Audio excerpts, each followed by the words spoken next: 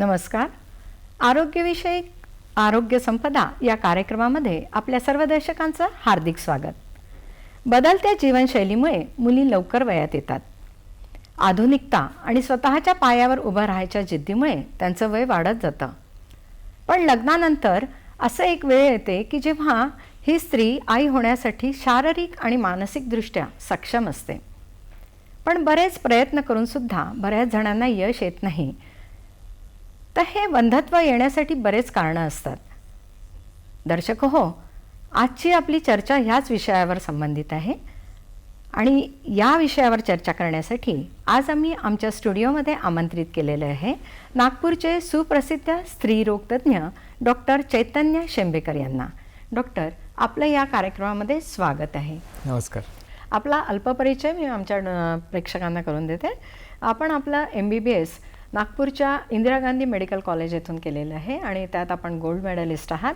नंतर आपण MD गायनेकॉलॉजी हे नागपूरच्या गव्हर्नमेंट मेडिकल कॉलेज येथून केलेलं आहे. त्याचप्रमाणे डिप्लोमा इन पेल्विस्कोपी हे तुम्ही जर्मनी येथून करून आलेले आहात. आपले बरेच नॅशनल इंटरनॅशनल पेपर प्रेझेंट झालेले आहेत. त्याचप्रमाणे आपल्याला बरेचसे अवॉर्ड्स देखील मिळालेले आहेत. पण तुमचं स्पेशल इंटरेस्ट मला असं सांगण्यात आलं की सोशल कॉजमध्ये तुम्ही स्पेशल इंटरेस्ट घेत असता.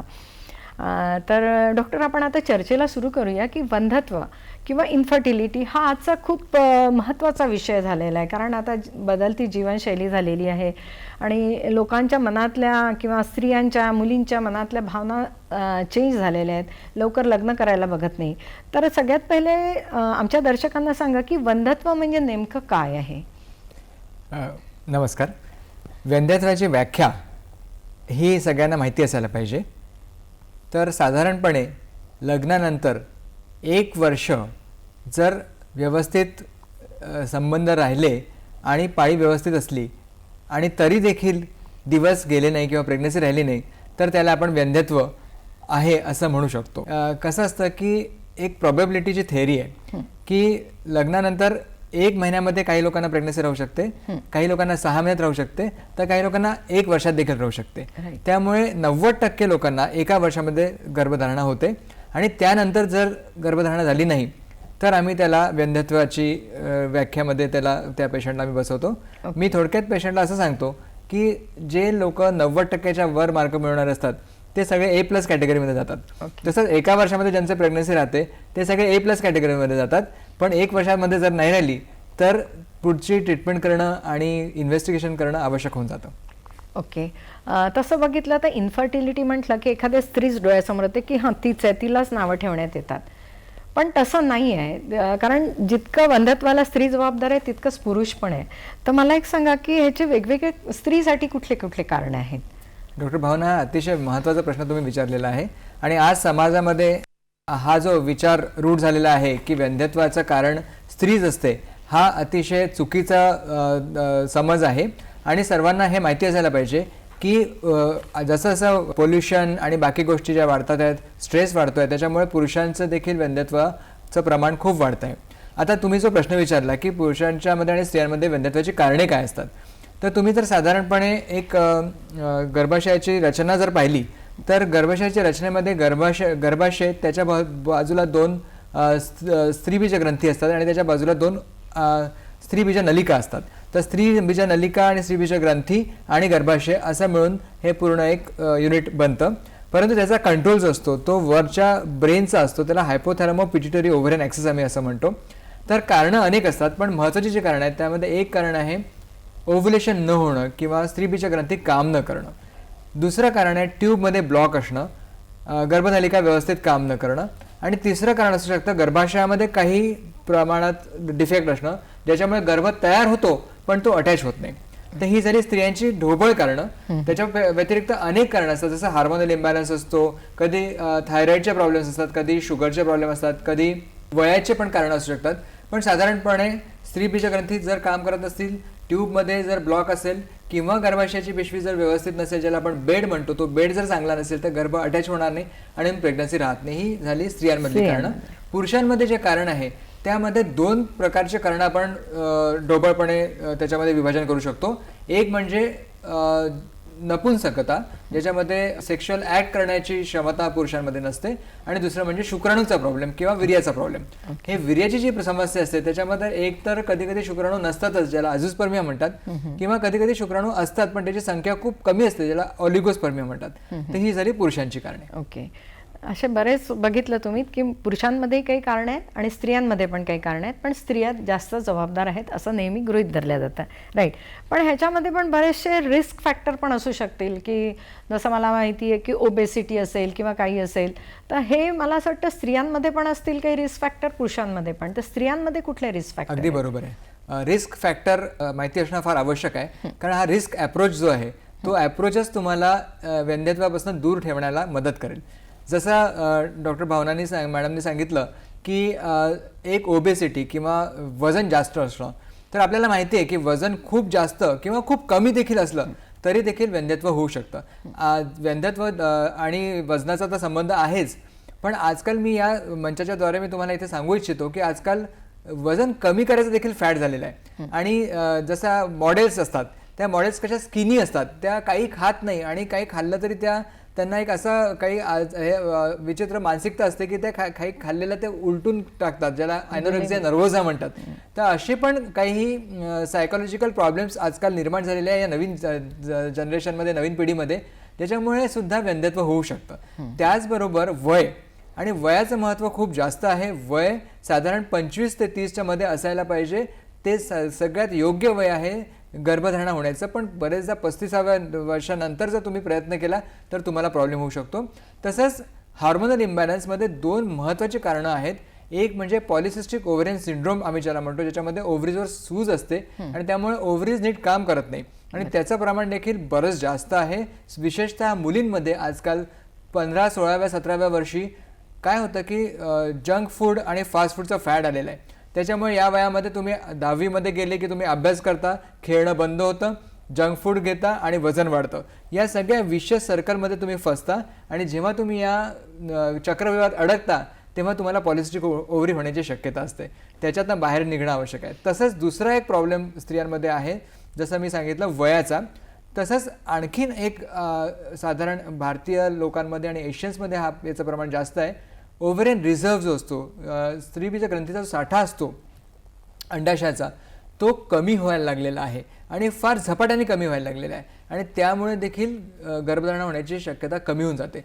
आणि याला सगळ्यांना स्ट्रेस हे एक मुख्य कारण आहे. आणि स्ट्रेस बरोबरच आहार, व्यायामाची कमतरता आणि तुमची जीवनशैली, आणि हीच जीवनशैली पुरुषांमध्ये देखील वंध्यत्वाचं प्रमाण वाढवण्यास मुख्यत्वे कारणीभूत ठरलेली आहे. जसंच पुरुषांमध्ये आजकाल कसं आहे की प्रत्येकाला टार्गेट असतं, स्ट्रेस असतो, आणि त्यांना या इतक्या दिवसांमध्ये इतकं काम करून दाखवायलाच पाहिजे, हे जे टार्गेट असतं याचा स्ट्रेस जो वाढत चालला आहे.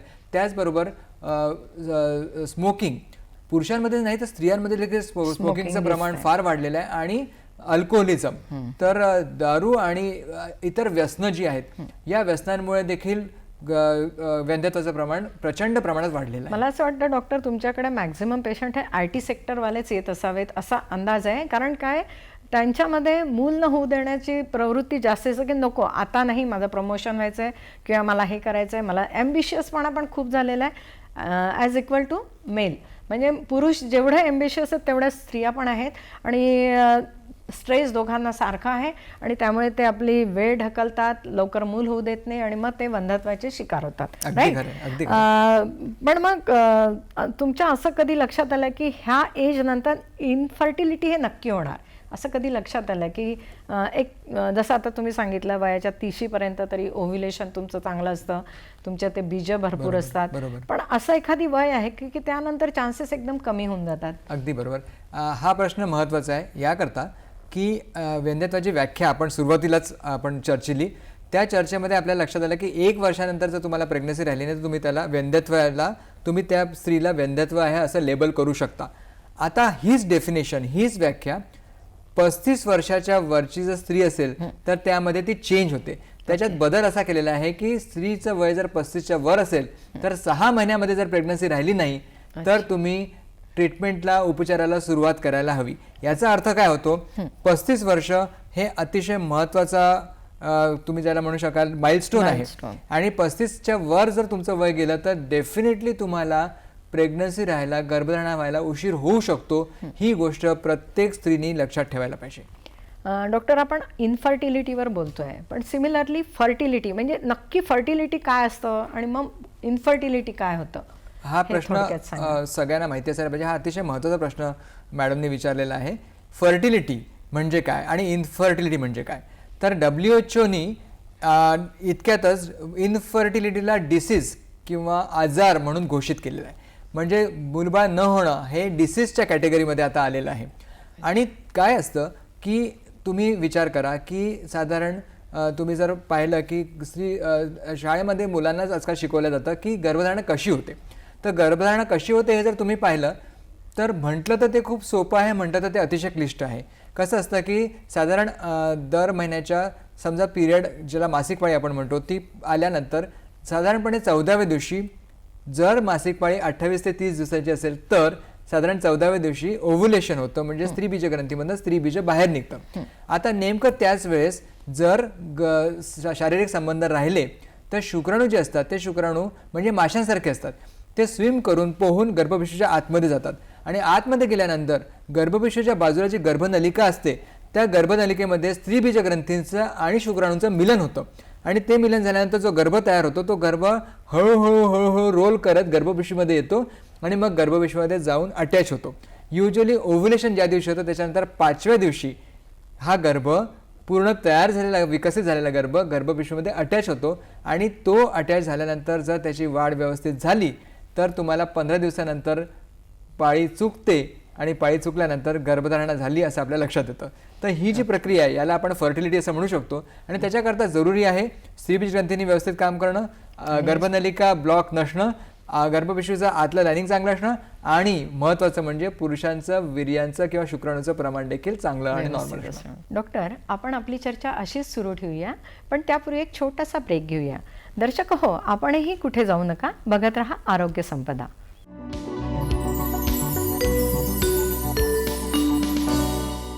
आरोग्य संपदामध्ये ब्रेकनंतर पुनश्च आपलं सर्वांचं स्वागत आहे.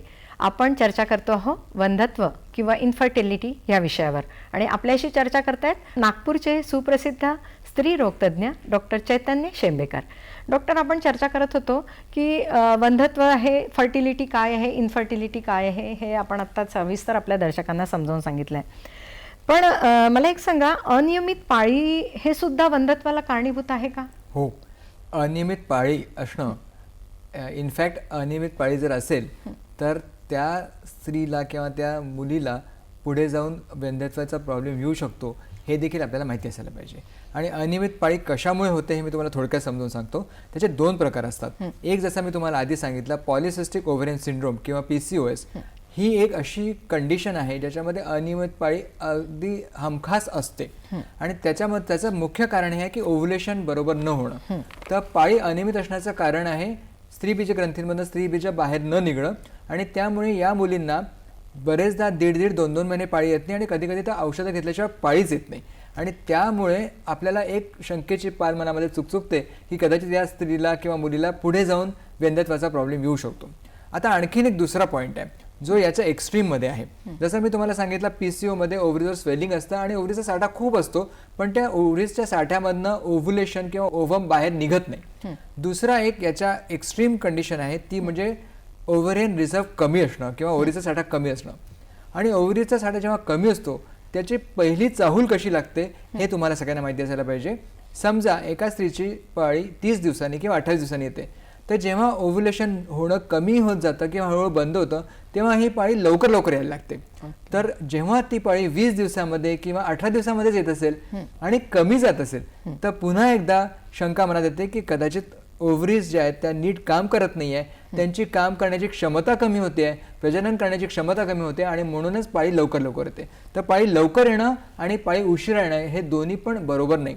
तर साधारण तुम्हाला हे माहिती असायला पाहिजे की 21-22 दिवस ते 35 दिवसामध्ये जर पाळी येत असेल तर तिला नॉर्मल समजण्यात येतं. पण 21 दिवसाच्या आत किंवा 35 दिवसाच्या वर जर पाळी गेली तर ती अनियमित आहे असं समजण्यात येतं. अच्छा, मग अशा वेळी त्वरित त्यांनी डॉक्टरांचा उपचार सल्ला करायला हवा. घेणं गरजेचं आहे, कारण मुलींकडे लक्ष ठेवणं अगदी गरजेचं आहे.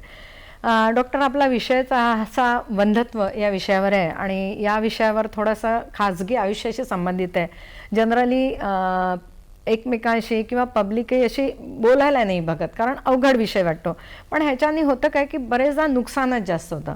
जसं गर्भधारणा होण्यासाठी मग नक्की कुठल्या गोष्टी आवश्यक आहे? असं म्हटलं जातं की गर्भाशय एक शेती करतात तशा पद्धतीचं असतं, तर म्हणजे त्या गर्भाशय चांगलं असायला हवं किंवा मग त्याच्यात बी रुजायला हवं, असं काही कन्सेप्ट आहे. तर तुम्ही तुमच्या भाषेमध्ये कसं सांगू शकाल की गर्भधारणा होण्यासाठी अशा कुठल्या गोष्टी आवश्यक असतात? गर्भधारणा होण्यासाठी काही महत्त्वाच्या गोष्टी आवश्यक असतात. त्यामध्ये एक म्हणजे तुमचे जे हायपोथॅलॅमस किंवा ब्रेनमधलं हायर सेंटर आहे ते जर व्यवस्थित काम करत असेल तर, कारण ते कसं असतं की हे एक ऑर्केस्ट्रा आहे आणि या ऑर्केस्ट्राचा जो सूत्रधार आहे तो हायपोथॅलॅमस असतो. आणि एक छोटीशी गोष्ट आहे, समजा तुम्हाला स्ट्रेस असला, कारण त्याचा संबंध हायपोथॅलॅमसचा इमोशन्सशी निगडीत आहे. इमोशन्स त्याला कंट्रोल करतं. त्याच्यामुळे तुम्ही जर आनंदी असाल तर तुमची सिस्टीम चांगली चालते. तुम्हाला जर स्ट्रेस असेल तर त्या स्ट्रेसचा असा इम्पॅक्ट होतो की ओव्ह्युलेशन बरोबर होत नाही. त्याच्यामुळे हायपोथॅलॅमो पिट्युटरी ओव्हरियन ॲक्सिस बरोबर चालायला पाहिजे. त्यानंतर स्त्रीबीजग्रंथी. आता बरेचदा काय होतं की या स्त्रीबीजग्रंथी ओव्हरीजवर जर स्वेलिंग असेल तर त्या काम करत नाही आणि ओव्ह्युलेशन होतच नाही, बाहेर स्त्रीबीजग्रंथीतून स्त्रीबीज बाहेर निघतच नाही आणि त्यामुळे देखील प्रॉब्लेम येऊ शकतो. आता कसं असतं की आपल्या भारतामध्ये विशेषतः ट्युबरक्युलोसिस हा अतिशय महत्त्वाचा रोग समजला जातो. कारण काय की असं म्हणतात, जसं मला माहिती आहे, मी मेडिकल कॉलेजमध्ये TB वॉर्डमध्ये काम केलेलं आहे आणि त्यावेळेस मला लक्षात आलं की आपल्या भारतामध्ये हवेमध्येच TB आहे. तो इतका कॉमन आहे की बरेचदा लक्षात येत नाही, पण लोकांना TBचा प्रॉब्लेम येतो आणि ते TB नेमकं गर्भनलिकेमध्ये जाऊन अडकतं आणि गर्भनलिकांना ते त्रास देतं आणि त्याच्यामुळे काय होतं, गर्भनलिका ब्लॉक होऊन जातात. तर आपल्या भारतामध्ये गर्भनलिका जर ब्लॉक असतील त्याचं मुख्य कारण हे ट्युबरक्युलोसिस असतं. इतर कारणं असू शकतात, कुठले इन्फेक्शन पण असू शकतात, पण मुख्य कारण हे ट्युबरक्युलोसिस असू शकतं.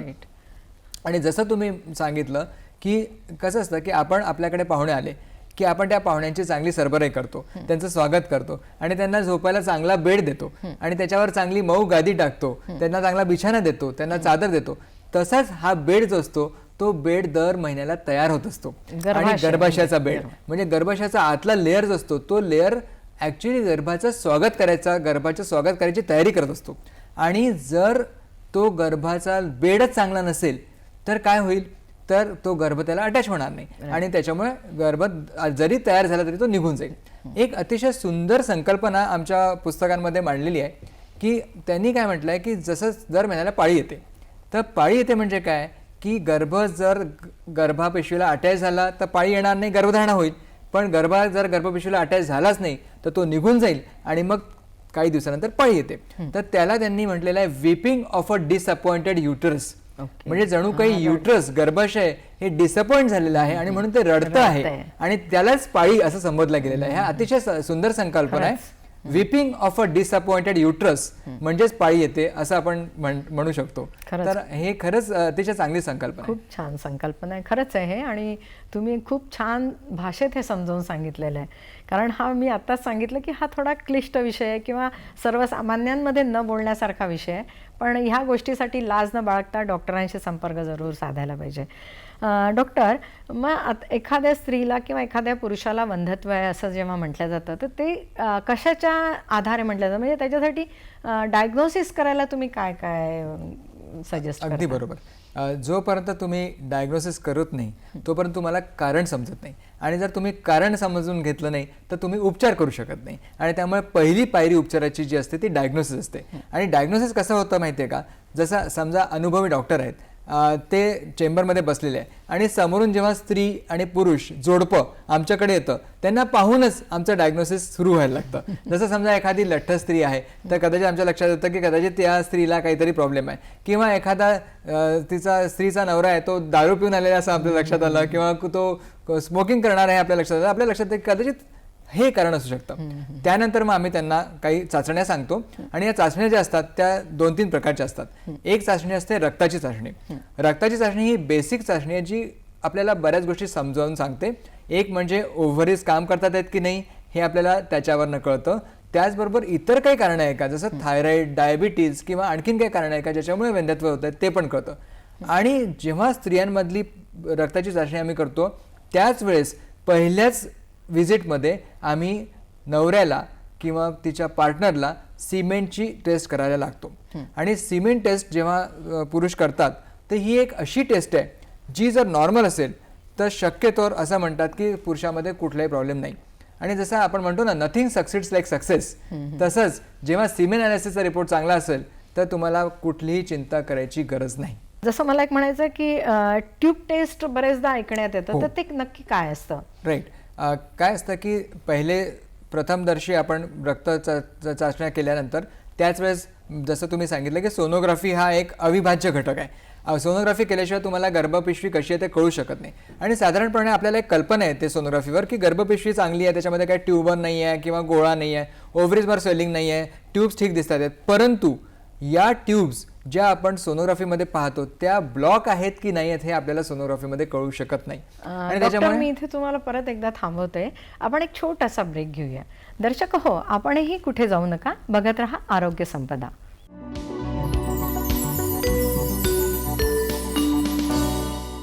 सर्व दर्शकांचं पुनश्च एकदा स्वागत आहे. आपण वंध्यत्व या विषयावर चर्चा करतोय आणि आपल्याशी चर्चा करतायत नागपूरचे सुप्रसिद्ध स्त्री रोगतज्ञ डॉक्टर चैतन्य शेंबेकर. डॉक्टर, आत्ताच आपण चर्चा करत होतो की सोनोग्राफी करतोय आपण सजेस्ट करतो, त्याच्यात काय बघतो वगैरे ते तुम्ही सांगितलं. पण ही जी ट्यूब टेस्ट जी आपण करतो तर ती नक्की केव्हा करायला हवी असते? ट्यूब टेस्टला आपण हिस्टेरोसाल्फिंगोग्राफी किंवा HSG असं देखील म्हणतो. आणि ट्यूब टेस्टमध्ये कसं असतं की एक एक्सरे असतो आणि त्या एक्सरेच्या द्वारे डाय टाकण्यात येतो आणि तो डाय ट्यूबमध्ये येतो की नाही तो त्याचा एक्सरे निघतो आणि आपल्याला कळतं की ट्यूब्स ब्लॉक आहे की नाही. पण यामध्ये ट्यूब टेस्टचे अनेक प्रकार आता नवीन नवीन याच्यात आलेले आहेत. आता कसं आहे की हा एक्सरेचा जो प्रकार आहे ज्याला HSG म्हणतो, त्याचबरोबर हायकोसी किंवा सलाईन सोनोग्राफी नावाची पण एक टेस्ट आली ज्याच्यामध्ये सोनोग्राफीच्या साहाय्याने देखील तुम्हाला ट्यूबमध्ये ब्लॉक आहे का हे कळून चुकतं. ज्याच्यामध्ये आम्ही एक सलाईन टाकून ते सोनोग्राफीच्या साहाय्याने पाहतो की ट्यूबमधनं ते सलाईन निघतंय का नाही. ही एक नवीन टेक्नॉलॉजी आहे जी आता बरेच लोक करायला लागले. आणि ट्यूब टेस्टसाठी आणखीन एक टेस्ट उपलब्ध आहे, ती म्हणजे हिस्टेरोलॅप्रोस्कोपी किंवा दुर्बीणद्वारे शस्त्रक्रिया किंवा छोटंसं ऑपरेशन. त्या हिस्टेरोलॅप्रोस्कोपीचे अनेक प्रकार असतात. जसं डायग्नोस्टिक हिस्टेरोस्कोपी ज्याच्यामध्ये आपण फक्त डायग्नोसिस करतो, आणि ऑपरेटिव्ह हिस्टेरोलॅप्रोस्कोपी ज्यामध्ये आपण नुसतं डायग्नोसिसच करत नाही तर त्याचा उपचार देखील करतो. आमची पॉलिसी कशी असते, पहा आणि ठीक करा, सी अँड ट्रीट. म्हणजे आम्ही काय करतो की समजा एक स्त्री आमच्याकडे आली आणि आम्हाला अशी शंका आहे की तिच्या ट्यूबमध्ये ब्लॉक आहे, तर आम्ही लॅप्रोस्कोपी आणि हिस्टेरोस्कोपीच्या सहाय्याने तिच्या ट्यूबमध्ये खरोखरीच ब्लॉक आहे का, तिथे त्यामध्ये अडथळा आहे का हे पाहतो. आणि नुसतं पाहतच नाही तर कॅन्युलेशनच्या साह्याने किंवा एक छोटासा कॅन्युला असतो, एक नळी असते, त्या नळीच्या साह्याने या ब्लॉकला ओपन देखील करतो. म्हणजे नुसतंच डायग्नोसिस होत नाही तर उपचार देखील त्याच सिटिंगमध्ये होतो, एकाच वेळेस होतो. डॉक्टर, बरेचदा ना ओव्ह्युलेशन स्टडी करायला डॉक्टर सजेस्ट करतात, तर ते नेमकं काय असतं? ॲक्च्युली जेव्हा पेशंट आमच्याकडे उपचारासाठी येतो तेव्हा उपचाराची जी पहिली पायरी असते त्या पायरीला आपण ओव्ह्युलेशन स्टडी म्हणू शकतो. आणि याला आम्ही टाइम इंटरकोर्स किंवा प्लांट रिलेशन्स असं देखील म्हणतो. त्याचा अर्थ मी थोडक्यात तुम्हाला समजावून सांगतो. आणि कसं असतं की जसं मी तुम्हाला सांगितलं की ओव्ह्युलेशन होतं, 14व्या दिवशी स्त्रीबीज ग्रंथीमधनं स्त्रीबीज बाहेर निघतं, आणि हे सगळ्या गोष्टी ज्या होत असतात शरीरामध्ये घडत असतात, या शरीरातले ज्या बदल होत असतात ते आपल्याला सोनोग्राफीमध्ये दिसू शकतात. आणि त्याकरता आम्ही काय करतो की पेशंटला काही औषधं देतो आणि औषध दिल्यानंतर स्त्रीला साधारण पाळीच्या 9व्या किंवा 10व्या दिवशी सोनोग्राफी करायला बोलवतो. आणि त्यानंतर एक दिवसाआड आम्ही तिची सोनोग्राफी करतो आणि आम्ही त्या स्त्रीबीज ग्रंथींचं ट्रॅकिंग करतो. म्हणजे ते स्त्रीबीज ग्रंथींचं स्त्रीबीज होत आहे की नाही, ते वाढत आहे की नाही, त्याचा साईज किती झाला, आणि मग ते अल्टिमेटली रप्चर झालं की नाही, त्यातनं स्त्रीबीज निघालं की नाही, हे सगळं ट्रॅक करतो. आणि स्त्रियांना आणि तिच्या पुरुषांना, तिच्या नवऱ्यांना आम्ही साधारण फर्टाईल पिरियड कुठला आहे, जो असा काळ कुठला आहे ज्यामध्ये गर्भधारणा होण्याची शक्यता सगळ्यात जास्त आहे, तो काळ आम्ही त्यांना सांगतो. आणि त्या काळामध्ये त्यांना सांगतो की तुम्ही शारीरिक संबंध ठेवा की जेणेकरून गर्भधारणा होण्याची शक्यता वाढून जाईल. आता हे कसं आहे की हे अतिशय सिंपल ट्रीटमेंट आहे, पण या उपचाराचं महत्त्व दिवसेंदिवस वाढतं आहे. त्याला कारण हे आहे की जसं आपण आधी बोललो की प्रत्येक स्त्री काय आणि पुरुष काय, प्रत्येकजण आता आपापल्या कामामध्ये इतके व्यस्त आहेत आणि त्यांचं करिअर माइंडेड लोक इतके झालेले आहे आणि त्यांचं जे लक्ष असतं ते सगळं आपल्या कामामध्ये असतं, करिअरमध्ये असतं आणि त्याच्यामुळे त्यांना नो टाइम फॉर लव्ह अशा परिस्थिती होऊन गेलेली आहे. त्यांना प्रेम करायला वेळच मिळत नाही आणि मग त्यावेळेस ही जी उपचार पद्धती आहे ओव्ह्युलेशन स्टडीज ही त्यांना त्यांच्या कामात येते, कारण त्यांना ऍटलिस्ट एवढा तरी अंदाज येतो की कुठला पिरियड आहे ज्यामध्ये गर्भधारणा होण्याची शक्यता सर्वाधिक आहे. तर कुठला पिरियड आहे सर डॉक्टर तो? अर्थातच जर पाळी 28 दिवसांची असेल तर साधारण 14वा दिवस हा त्याच्याकरता योग्य असतो. आणि सोनोग्राफीमध्ये तुम्हाला दिसतं की ते अंड फुटलेलं आहे, त्यातनं अंड निघालं आहे, तुम्हाला ॲक्च्युली दिसतं आणि तुम्ही सांगू शकता की स्त्रीबीज ग्रंथी काम करतात. खूप छान, विज्ञानाने खरंच खूप प्रगती केली आहे. बरेचदा आपण सगळ्या चाचण्या करतो तरीसुद्धा आपल्याला गर्भधारणा होत नाही. मग त्याच्यासाठी तुम्ही आता सांगितलं की लेप्रोस्कोपी करतो, पण लेप्रोस्कोपी सर्जरी म्हणा किंवा टेस्ट करताना पाळीचा विचार केला जातो का? हो, लॅप्रोस्कोपीचा आणि पाळीचा निश्चितच संबंध आहे.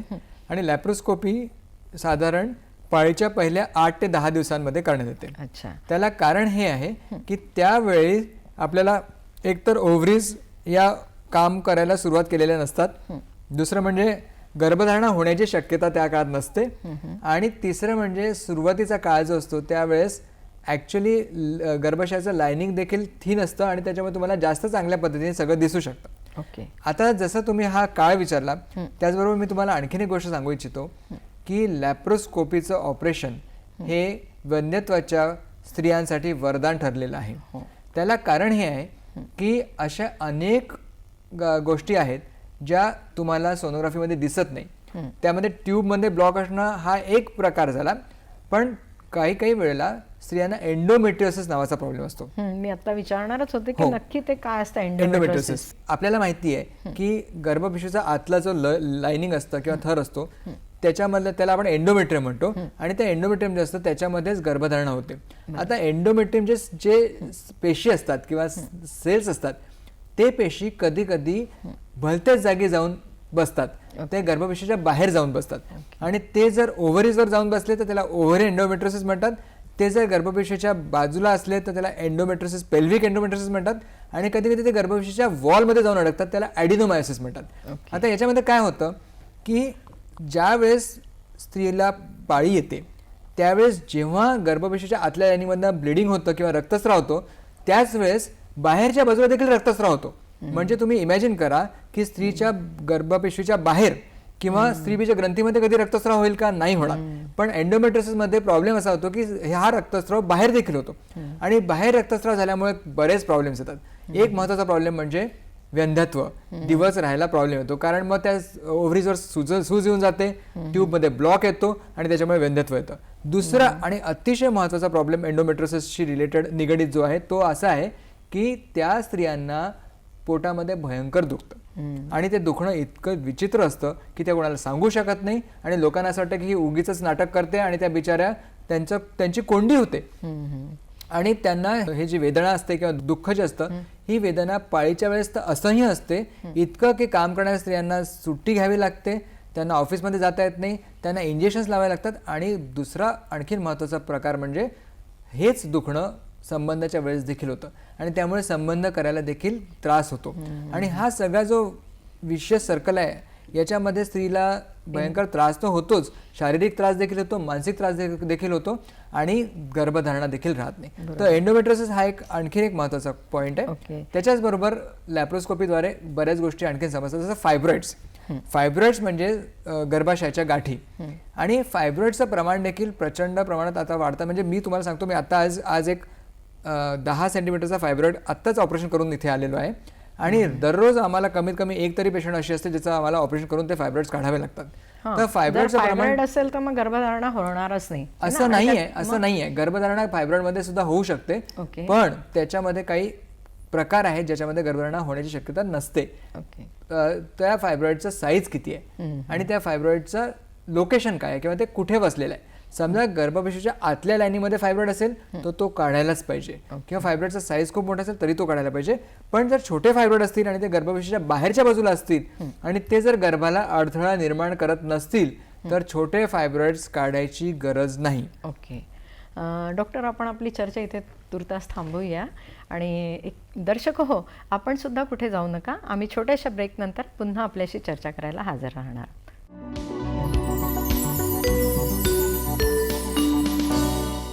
नमस्कार. ब्रेकनंतर सर्व दर्शकांचं पुनश्च एकदा स्वागत आहे. आपण आमचा आरोग्य संपदा या कार्यक्रमाअंतर्गत वंध्यत्व ह्या विषयावर चर्चा ऐकत आहेत आणि त्यासाठी आपल्याकडे आले आहेत नागपूरचे सुप्रसिद्ध स्त्रीरोगतज्ञ डॉक्टर चैतन्य शेंबेकर. डॉक्टर, आपण आता लॅप्रोस्कोपीवर चर्चा करत होतो आणि मला एक सांगा, लॅप्रोस्कोपी केल्यानंतर गर्भधारणा किती दिवसात होऊ शकते याचा काही थोडा अंदाज आहे का? हो, लॅप्रोस्कोपी नंतर साधारण 6 महिन्यामध्ये जास्तीत जास्त लोकांना त्याचा फायदा होतो. आणि असं म्हणतात की 90% लोकांना लॅप्रोस्कोपी नंतर 6 महिन्यामध्ये प्रेग्नन्सी राहायला पाहिजे. असं काही तुम्ही स्पष्टपणे सांगू शकत नाही. पण जर लॅप्रोस्कोपी नंतरही प्रेग्नन्सी राहत नसेल तर मग आपल्याला पुढचा विचार करायला पाहिजे. मी एक ऐकलंय IUI, तर हे IUI काय आहे ते आमच्या दर्शकांना थोडक्यात समजा. IUI इंट्रा युटराईन इन्सेमिनेशन म्हणजे युट्रसच्या आतमध्ये वीर्य सोडणे. काय असं असतं की आपल्याला माहिती आहे की नॉर्मली शारीरिक संबंध राहिल्यानंतर मी जसं आधी सांगितलं, शुक्राणू हे माशांसारखे असतात आणि ते शुक्राणू स्विमिंग करून वर जातात आणि ते गर्भाच्या पिशवीमध्ये जाऊन मग स्त्रीबीज ग्रंथींशी त्याचं मिलन होतं आणि गर्भ तयार होतो. आता काय असतं की कधी कधी काही असे फॅक्टर्स असतात, समजा वीर्याचं प्रमाण थोडंसं कमी आहे, खूप कमी असलं तरी काम करत नाही IUI, पण थोडंसं कमी असेल, किंवा त्या वीर्याची स्पीड कमी असेल, ज्याला आम्ही ऑलिगो झूस्पर्मिया म्हणतो, किंवा समजा असं काही कारण असेल ज्याच्यामध्ये स्त्रीला प्रेग्नन्सी राहत नाहीये, तर मग या सिच्युएशनमध्ये आम्ही काय करतो की पुरुषाचं वीर्य जे असतं ते वीर्य वॉश करतो. आणि त्याला वॉश करून त्यातले चांगले शुक्राणू सेपरेट करतो आणि चांगले शुक्राणू सेपरेट करून मग त्याला गर्भपिशवीमध्ये एका बारीक नळीच्या सहाय्याने सोडण्यात येतो. म्हणजे कसं की त्याला हात धरून आम्ही गर्भपिशवीमध्ये हात धरून सोडतो, घरी नेऊन सोडतो आणि त्यांनी प्रेग्नन्सी राहायची शक्यता थोड्या प्रमाणात वाढते. पण मला आणखीन एक गोष्ट इथे तुम्हाला सांगावीशी वाटते की IUIचा सक्सेस रेट खूप जास्त नाहीये. आणि त्याच्यामुळे जेव्हा स्त्रियांनी हे लक्षात ठेवायला पाहिजे की IUI जेव्हा आपण करतो तेव्हा त्याचा साधारण 15 ते 20% सक्सेस रेट असतो आणि यश मिळण्याची शक्यता असते, पण ती शक्यता थोडी कमी असते. त्याच्यामुळे IUI करताना मी तुम्हाला एक गोष्ट सांगू इच्छितो की खूप जास्त निराश होऊ नका. जर IUI निगेटिव्ह आलं, ती एक पायरी आहे, ती एक स्टेप आहे, ज्या पायरीवरनं आपण चाललो आहे. आपल्याला यश मिळालं तर ठीक, नाही तर आपल्याला पुढे जायचं आहे. ओके डॉक्टर, तुम्ही सांगितलं याचा सक्सेस रेट कमी असतो, पण हे IUI साठी असं पण ऐकण्यात आलेलं आहे की त्यासाठी वीर्य दुसऱ्याचं वापरण्यात येतं वगैरे, हे काही खरं आहे का? फार मोठे गैरसमज या बाबतीमध्ये लोकांमध्ये आहेत. IUIच नाही तर IVF किंवा टेस्ट बेबी मध्ये देखील लोकांना खूप विचित्र गैरसमज आहेत. आणि त्या गैरसमजाचं एक असण्याचं एक कारण आणखीन देखील आहे. हे जे मूव्हीज येतात त्या मूव्हीजमध्ये बरेचदा काही असे संदेश दिले जातात जे लोकांच्या डोक्यामध्ये बसतात आणि या चित्रपटांद्वारे देखील लोकांच्या मनामध्ये काहीतरी वेगळेच विचार IVF आणि IUI बद्दल आहेत. तर तुम्हाला मी या ठिकाणी स्पष्ट करू इच्छितो की IUI मध्ये दुसऱ्याचं वीर्य असतं हे एकदम चुकीची बाब आहे.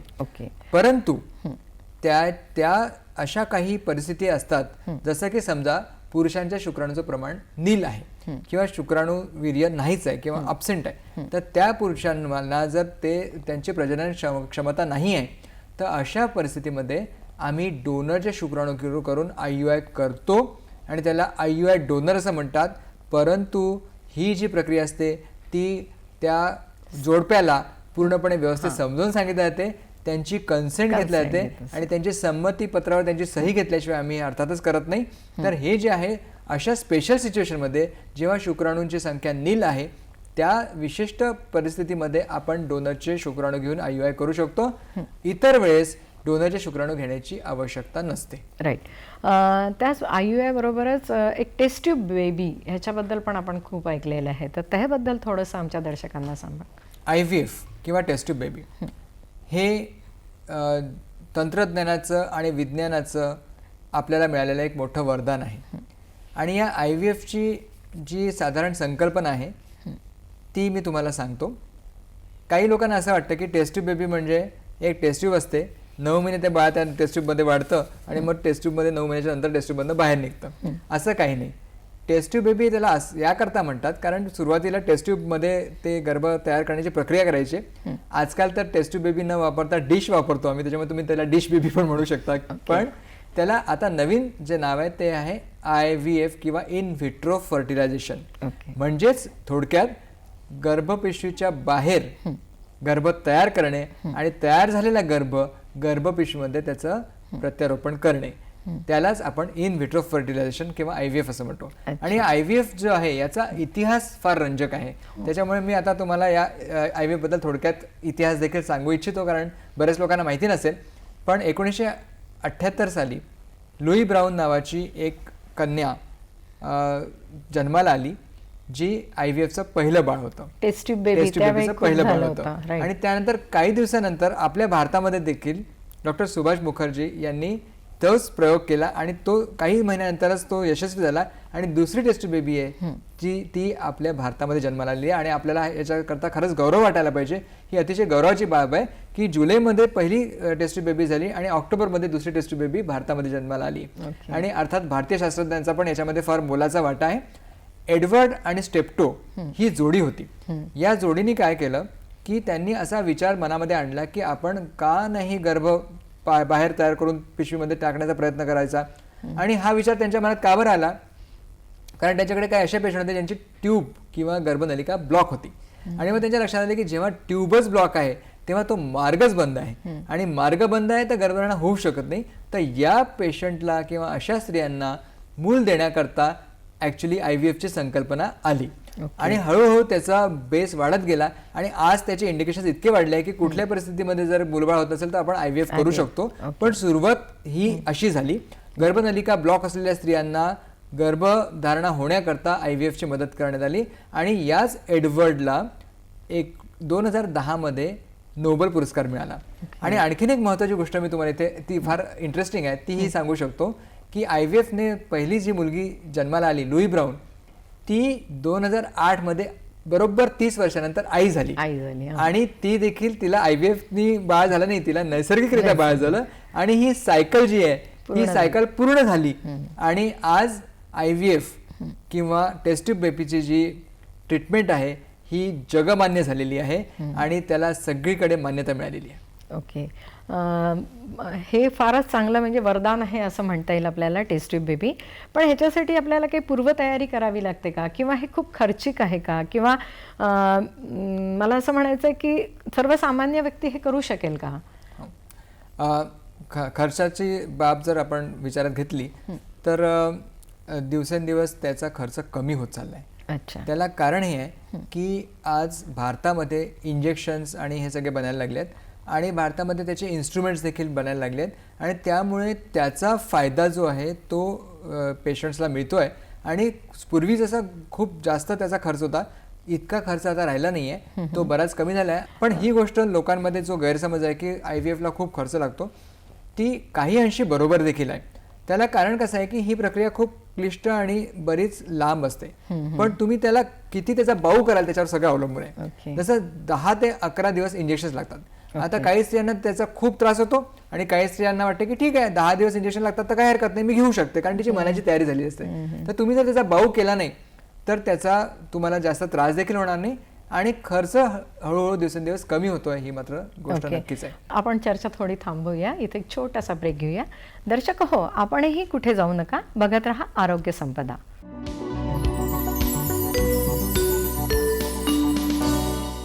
नमस्कार. ब्रेक नंतर सर्व दर्शकांचं पुनश्च एकदा स्वागत आहे. आपण बघता आहात वंध्यत्व, त्याची कारणे आणि उपचार. आणि यासाठी आज आम्ही आमच्या स्टुडिओमध्ये आमंत्रित केलेलं आहे नागपूरचे सुप्रसिद्ध स्त्रीरोगतज्ञ डॉक्टर चैतन्य शेंबेकर यांना. डॉक्टर, आपला आता टेस्ट ट्यूब बेबी किंवा इन व्हिट्रो फर्टिलायझेशन याबद्दल चर्चा सुरू होती. आणि मला एक सांगा की ही सायकल जी आहे IVF ही किती दिवसांच्या अंतराने करायला हवी? साधारण जेव्हा आमच्याकडे पेशंट्स येतात तेव्हा त्यांचा हा एक प्रश्न असतो की IVF आम्हाला पहिल्या याच्यातच यश मिळेल का, आणि पहिल्या याच्यात यश मिळावं अशी आमची पण इच्छा असते. पेशंटलाही वाटतं आणि ते साहजिकच आहे. आम्ही आमच्याकडनं पूर्ण प्रयत्न करतो, पण कधी कधी जसं मी तुम्हाला सांगितलं की सगळ्यांनाच प्रेग्नन्सी राहील असं सांगता येत नाही, कारण 40% आणि 50% जरी सक्सेस रेट असला तरी उरलेल्या 40 ते 50% लोकांना निराशा पदरी पडते आणि मग त्यांना साधारणपणे 2 ते 3 महिन्यानंतर आम्ही पुन्हा एकदा IVF करण्याचा सल्ला देतो.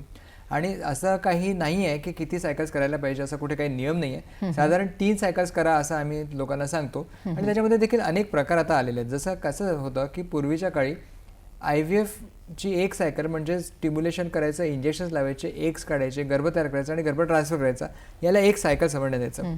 पण आजकाल काय झालेलं आहे की जसं जसं तंत्रज्ञान प्रगत व्हायला लागलं तसं तसं फ्रीजिंग करण्याची शक्यता आणखीन वाढत गेली.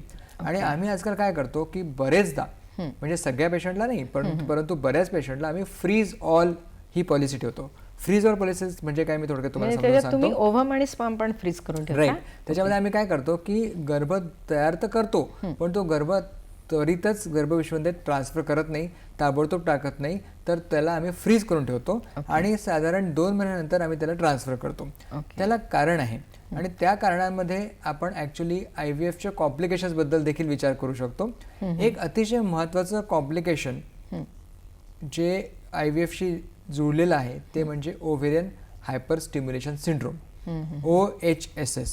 आता OHSS म्हणजे काय हे मी दर्शकांना समजून सांगतो सोप्या भाषेमध्ये. जेव्हा आपण नॉर्मल प्रेग्नन्सी राहते त्यावेळेस नैसर्गिकरित्या जेव्हा गर्भधारणा होते त्यावेळेस एका स्त्रीबीजा ग्रंथीमधनं फक्त एक स्त्रीबीज बाहेर निघतं आणि त्याचा गर्भ तयार होऊन तो गर्भपिशवीमध्ये इम्प्लांट होतो. IVFमध्ये आपण सुपर ओव्ह्युलेशन करतो किंवा त्याला आम्ही हायपर स्टिम्युलेशन म्हणतो, कारण आम्ही इंजेक्शन्स लावून जास्त अंडे बनवण्याचा प्रयत्न करतो. आणि जेव्हा त्याला सुपर ओव्ह्युलेशन म्हणतात. आणि जेव्हा सुपर ओव्ह्युलेशन करतो तेव्हा काय होतं की त्या सुपर ओव्ह्युलेशनमध्ये तुम्हाला एग्स तर जास्त मिळतात, पण त्याचबरोबर एक कॉम्प्लिकेशन देखील होतं आणि ते काय होतं की ओव्हरीज जास्त त्या खूप मोठ्या होऊन जातात.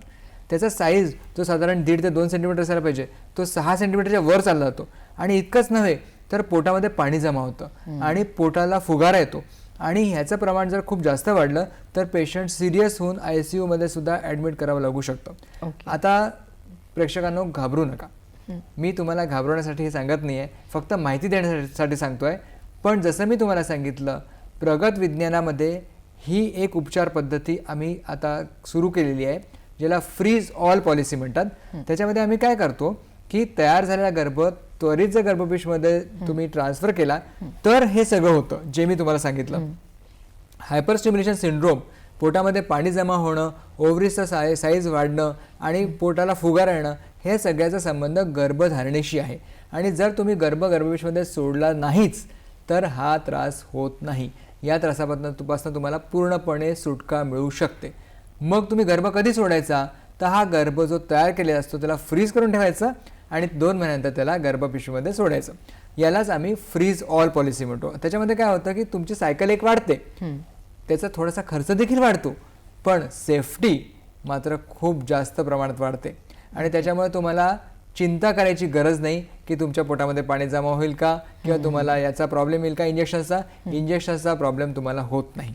ओके डॉक्टर, अजून एक आम्ही ICSI म्हणून एक ऐकलेलं आहे, म्हणजे इंट्रासिस्टोप्लास्टिक, ह्याच्याबद्दल आमच्या दर्शकांना थोडक्यात सांगू शकाल? ICSI किंवा ICSI किंवा इंट्रासायटोप्लाझ्मिक स्पर्म इंजेक्शन, जसं IVFमध्ये सुरुवातीला 1978 मध्ये जे पहिलं बाळ आपल्याला प्राप्त झालं त्याच्यामध्ये त्यांनी काय केलं होतं की एक डिश घेतली, त्या डिशमध्ये स्त्रीबीज ग्रंथी आणि त्याच्या बाजूला शुक्राणू असे सोडून दिले आणि त्यांना नैसर्गिकरित्या मिलन होऊ दिलं. आता ही गोष्ट ज्यांच्या ट्यूबमध्ये प्रॉब्लेम आहे त्यांच्याकरता ठीक होती, पण हळूहळू शास्त्रज्ञांच्या असं लक्षात आलं की समजा शुक्राणूंची संख्या खूप कमी आहे किंवा शुक्राणूंची मोटिलिटी खूप कमी आहे, त्या शुक्राणूंना मुवमेंटच नाही आहे, तर असे शुक्राणू त्या स्त्रीबीज ग्रंथीपर्यंत पोचतच नाही किंवा त्या स्त्रीबीजापर्यंत पोचतच नाही. त्याच्यामुळे तुम्ही त्याला डिशमध्ये ठेवून देखील गर्भधारणा होत नाही. मग 1992 मध्ये काय झालं की काही शास्त्रज्ञांनी याच्यावर संशोधन केलं आणि हे संशोधन देखील ॲक्सिडेंटली झालं. त्यांचा एक विद्यार्थी होता जो असा काही प्रयत्न करत होता की काही काम करता करता त्यांनी चुकून एका स्त्री बीजामध्ये निडलच्या साहाय्याने एक शुक्राणू टाकला आणि त्याच्या लक्षात आलं की अरे या उपचार पद्धतीने प्रेग्नन्सी राहू शकते कारण गर्भ तयार झाला. त्याच्यातनं इक्सीचा जन्म झाला. आणि इक्सीमध्ये आम्ही काय करतो की एकेका शुक्राणूला एकेका स्त्रीबीजामध्ये इंजेक्ट करतो, त्याला त्याच्यामध्ये टाकतो, म्हणजे एक स्त्रीबीज आणि एक शुक्राणू यांचं ॲक्च्युअल मिलन घडवतो. आणि ते जी उपचार आहे ही उपचार ज्यांचे शुक्राणूंची संख्या खूप कमी आहे किंवा शुक्राणूंची मोटिलिटी किंवा मूव्हमेंट खूप कमी आहे किंवा त्यांचे मूव्हमेंटच नाही आहे अशा शुक्राणूंसाठी ही उपचार पद्धती एकदम चांगली झाली. आणि जसं मी तुम्हाला सांगितलं, मला आठवतं 1992 साली जेव्हा मी मेडिकल कॉलेजमध्ये विद्यार्थी म्हणून MD करायला रुजू झालो किंवा काम करायला लागलो, तेव्हा आम्हाला असं शिकवलं जायचं की 30% पुरुषांमध्ये दोष असतो आणि 70% स्त्रियांमध्ये दोष असतो. आता हळूहळू परिस्थिती नेमकी उलट झालेली आहे. 60% पुरुषांमध्ये दोष आढळून लागलेला आहे. म्हणजे पुरुषांचं दोषाचं प्रमाण इतकं प्रचंड प्रमाणात वाढलेलं आहे की त्यांच्याकरता उपचाराची पद्धती शोधून काढणं गरजेचं होऊन गेलं. आणि त्याच्यातनंच इक्सीचा जन्म झाला. आणि इक्सीमुळे एका शुक्राणूला हात धरून तुम्ही स्त्रीबीजामध्ये जाऊन सोडता आणि त्याच्यामुळे गर्भधारणा होण्याची शक्यता अधिकच वाढते. आणि हे निश्चितच वरदान आपल्याला प्राप्त झालेलं आहे. नक्कीच नक्कीच. म्हणजे आता एकट्या स्त्रीला आपण दोषी ठरवू शकत नाही. म्हणजे ह्या संभाषणानंतर तर नक्की लक्षात आलं असेल की जितके स्त्री रिस्पॉन्सिबल आहे तितकाच पुरुष पण रिस्पॉन्सिबल आहे. पण आता तुम्ही सांगता की पुरुष जास्त रिस्पॉन्सिबल आहे, काय हरकत नाही.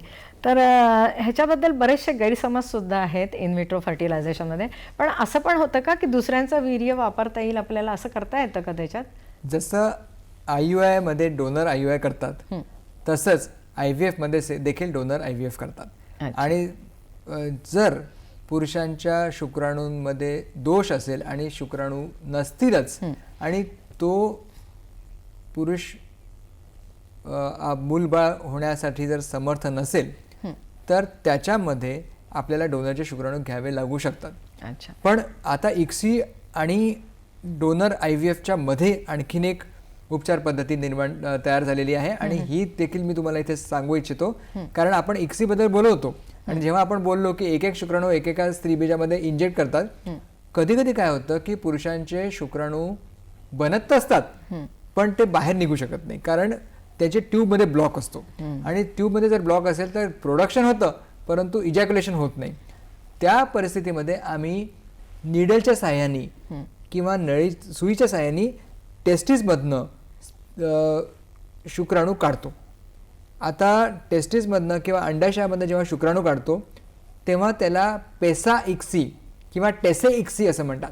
हा टेसे आणि पेसा ही जी ट्रीटमेंट आहे त्याच्यामध्ये एक बारीक निडलच्या साहाय्याने शुक्राणू ओढून घेतो आणि मग हे शुक्राणू इक्सीच्या द्वारे त्याची गर्भधारणा करतो. तर हे पुन्हा आणखीन एक स्टेप अहेड आहे त्याच्यामध्ये. जर शुक्राणू पुरुषामध्ये नील असले तर त्याचे टेस्ट जर तुम्ही केले तर कधी कधी असं होतं की शुक्राणू बनत असतात पण ते बाहेर निघत नाही. यामध्ये पेसा इक्सी कामात येतं. पण जर शुक्राणू बनतच नसतील, काही बिचारे असे पुरुष असतात की त्यांच्यामध्ये असा काही दोष असतो की त्यांचे शुक्राणू बनतच नाही. आणि मग शुक्राणू बनतच नसतील तर मग दुसरा कुठलाही उपाय तुम्हाला राहत नाही शिवाय एक उपाय आणि तो म्हणजे डोनरचे शुक्राणू घेणं. त्याच्यासाठी मग दोघांची कन्सेंट घेऊन आपण ते करू शकतो. अर्थातच त्यांची कन्सेंट घेऊन आपण करू शकतो. आजकाल बघा डॉक्टर, बदलती जीवनशैली झाली आहे, ॲम्बिशियस झाले आहेत मुली. मग बरेच किंवा तुम्ही बघता हिरोईन वगैरे खूप लेट मॅरेजेस करतात आणि मग 40-42व्या वर्षी ते प्रेग्नंट व्हायसाठी प्रयत्न करत असतात. तर हे खरंच शक्य आहे का? आणि झाले तर मग पुढे काही कॉम्प्लिकेशन्स येऊ शकतात का? सेन्सिटिव्ह इश्यू आहे. या विषयावर मी एक असा निर्णय घेतलेला आहे की मी जास्तीत जास्त लोकांपर्यंत पोहोचेल आणि जास्तीत जास्त लोकांना ही गोष्ट सांगायचा प्रयत्न करेल की कृपा करून गर्भधारणा लवकरात लवकर करा. मदरहूड ॲज अ प्रोफेशन, मातृत्व आणि करिअर या विषयावर जर आपण प्रकाश टाकला तर असं आपल्या लक्षात येईल की जसं तुम्ही सांगितलं की आजकाल जेव्हा तुम्ही करिअर माइंडेड असतात तेव्हा मुली 35व्या वर्षापर्यंत आपल्या करिअरवर फोकस करतात आणि नंतर लग्नाचा विचार करतात. पण या वयामध्ये तुमच्या स्त्रीबीज ग्रंथी काम करणं बंद करतात. आणि एक असा विज्ञानाचा स्टडी आलेला आहे आणि तो स्टडी अतिशय महत्त्वाचा स्टडी आहे ज्याच्यामध्ये 2014चा हा स्टडी, ज्याच्यामध्ये त्यांनी भारतीय महिला आणि स्पॅनिश महिलांचं कंपॅरिझन केलं. आणि जेव्हा ते कंपॅरिझन केलं तेव्हा त्यांच्या असं लक्षात आलं की भारतीय स्त्रियांचं ओव्हेरियन एज हे युरोपियन स्त्रियांच्या 6 वर्ष पुढे असतं. ओके. म्हणजे युरोपची किंवा स्पेनची 38 वर्षाची महिला जी आहे तिचं जेवढं ओव्हरीचं वय आहे तेवढं आपल्या भारतीय 32 वर्षाच्या स्त्रीचं असतं. म्हणजे आपल्याला हा एक अतिशय चिंतेचा विषय आणि या विषयावर चर्चा व्हायला हवी हे कोणाला माहिती नसतं. आणि त्याच्यामुळे काय होतं की आजकाल काय झालंय की लोक असं म्हणतात की लवकर लग्न करू नका, उशिरा लग्न करा आणि मग तुम्हाला मुलंबाळ होतील. आणि IVF आहे ना, IVF द्वारे मुलंबाळ होतात. असं नाहीये, इतकं सोपं नाहीये ते. आणि याच्याकरता इतकंच नाही तर अनेक मल्टीनॅशनल कंपनीज त्यांच्याकडे काम करणाऱ्या स्त्रियांना आणि मुलींना एक इन्सेंटिव्ह द्यायला लागलेले आहेत, एक गाजर दाखवायला लागले आहेत. ते काय म्हणतात की तुम्ही आता असं करा, लग्न करू नका, तुमचे जे एग्ज आहेत त्याचं फ्रीजिंग करून ठेवा. त्याला आम्ही एग फ्रीजिंग किंवा ओसेट फ्रीजिंग म्हणतो. ओके. आणि एक फ्रीज करून ठेवा आणि मग तुमचं जेव्हा 40 वर्षाच्या तुम्ही व्हाल तेव्हा मग तुम्ही प्रेग्नन्सी करा आणि मग तुम्हाला मुलबाळ होऊन जातील. आणि हे प्रकार इतका वाढलेला आहे की त्याच्याकरता इन्शुरन्स मिळायला लागला आहे आणि तो एक इन्सेंटिव्ह मिळायला लागलेला मुलींना आणि ते मुली देखील ते करायला लागलेत. ते करायला हरकत नाही कारण ते एक नवीन टेक्नॉलॉजी आहे, oocyte फ्रीजिंग किंवा एग फ्रीजिंग, ज्याचा तुम्ही उपयोग करू शकता. पण तुम्ही हा देखील विचार करायला पाहिजे की 40व्या वर्षी तुम्ही आई होणार तर तुमचे जे शरीर आहे, तुमची जी बॉडी आहे ती सक्षम आहे का आई बनण्यासाठी. कारण असं म्हणतात ना की मातृत्व हा दुसरा जन्म असतो स्त्रीचा आणि त्याच्यामध्ये काही कॉम्प्लिकेशन्स पण होऊ शकतात. तर मी तुम्हाला या मंचाद्वारे पुन्हा एकदा कळकळीचं आव्हान करतो की कृपा करून मुलींनो 25व्या वर्षी लग्न करा आणि 30च्या आतमध्ये 2 किंवा 1 तुम्हाला जितके मुलं पाहिजे तितके मुलं होऊन जाऊ द्या. 30च्या नंतर तुम्ही तुमच्या करिअरवर फोकस पुन्हा करा आणि हे करू शकता, हे शक्य आहे. अनेक लोकांनी हे करून दाखवलेलं आहे की मुलं बाळ असताना देखील तुम्ही तुमचं करिअर चांगलं करू शकता. असं काहीच नाही की मुलं हा त्यांच्या करिअरमध्ये अडथळा होतो, असं नाही आहे. त्याला तुम्ही पॉझिटिव्ह सकारात्मक घ्या आणि असा विचार करा की पहिले मदरहूड ॲज अ प्रोफेशन, मातृत्व हे माझं करिअर आहे आणि नंतर मग मी माझ्या कामावर फोकस करेन. डॉक्टर आपल्याला इथे थांबावं लागेल. खरं विषय खूप इंटरेस्टिंग आहे, वास्ट आहे आणि तो दर्शकांना समजतो आहे. तर मला असं वाटतं तरी आपल्याला इथे वेळेच्या अभावी थांबावं लागेल. दर्शको, आपण बघितलंच आहे की विज्ञानाद्वारे आपल्याला बरंच काही साध्य करता येतं, पण योग्य वेळी लग्न आणि योग्य वेळी मूल होऊ देणं हे तितकंच गरजेचं आहे. पण जर अशी शंका आपल्याला आली आहे, आजच्या चर्चेद्वारे जर आपल्याला कळलं आहे, तर समजा आपल्याला मूल होत नाही आहे तर त्वरित जवळच्या डॉक्टरांचा सल्ला घेणं अत्यंत आवश्यक आहे. तर डॉक्टर, आपण इथे आलात आणि आमच्या दर्शकांना अतिशय मौल्यवान अशी माहिती दिली, त्यासाठी नागपूर दूरदर्शनतर्फे आणि आरोग्य संपदा या कार्यक्रमाद्वारे मी आपले आभार मानते. धन्यवाद.